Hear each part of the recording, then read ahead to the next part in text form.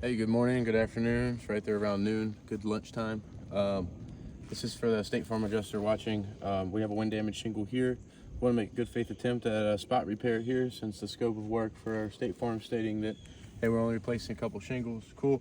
So we're gonna make the best attempt we can at one. I'm gonna use this bright green chalk. You can see it already has a white line on it from the adjustment. The adjuster marked that as wind damage. You can see clearly here where it's creased at the top. So I want to show you guys the tools that I'll be using today. Use that bright green so we can see it on the camera a little easier. We're using that all-in-one tool, the roof snake. I'll be using a precision nail puller, a hammer, and regular roofing nails. So without further ado, I'm going to use the flat side of this to just kind of break the seals on this and find out. Well, we got some issues here. I just want to be as careful as I can.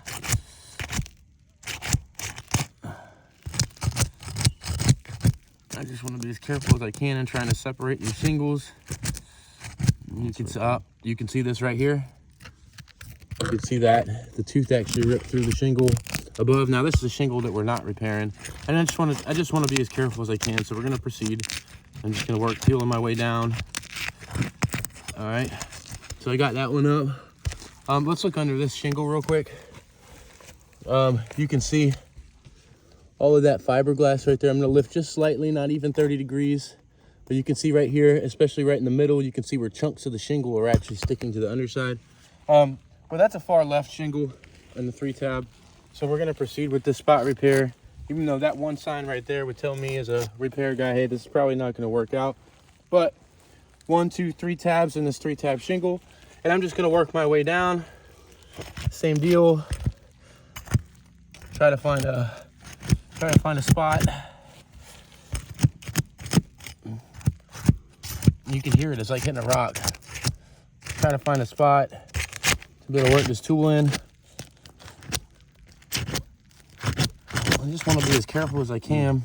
Oof. I just want to be as careful as I can. Well.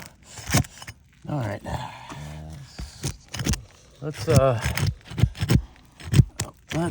this shingle is just breaking. I can tell you right now, we're gonna keep trying.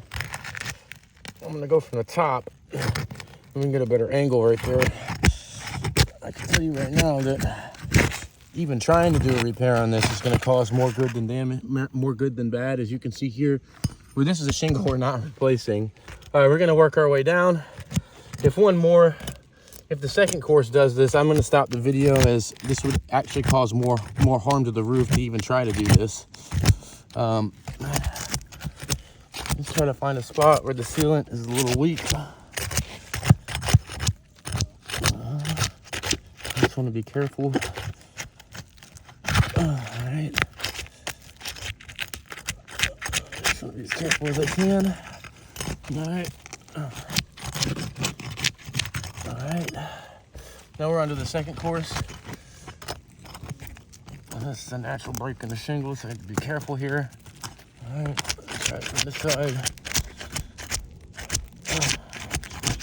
All right, we're gonna continue on with the video. We're gonna do our best. And I just wanna be as careful as I can. Oh, here goes another one. You can see where the tooth came through. These are pretty sealed down. This mastic adhesive is really strong on these shingles. Alright, that's gonna rip. Let's try this other side. It's gonna rip. Oh. Alright, that's not good. No. I'm gonna go ahead and stop this repair attempt, as even trying any further than this, is really going to impact the roof in a negative fashion. As just on trying to separate the seals on these shingles, we've got 1, 2, 3, 4, 5, 6, 7 damaged shingles now. If you can look under this first one, I'm gonna lift it up just slightly. You can see here where we're missing a huge chunk on this neighboring shingle next to it that's not being repaired. And you can see that fiberglass matting, and you can see where there's sections of it up here stuck. That's mat transfer. Here's another one.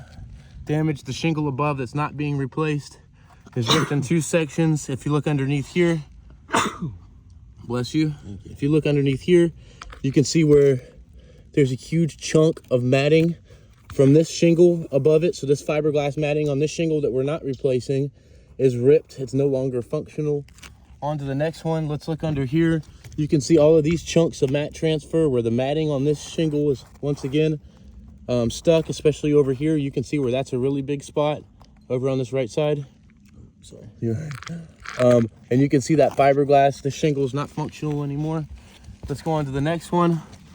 This one seems to have done okay. There's still mat transfer on it. There's still mat transfer there. Let's go on to the next one up here.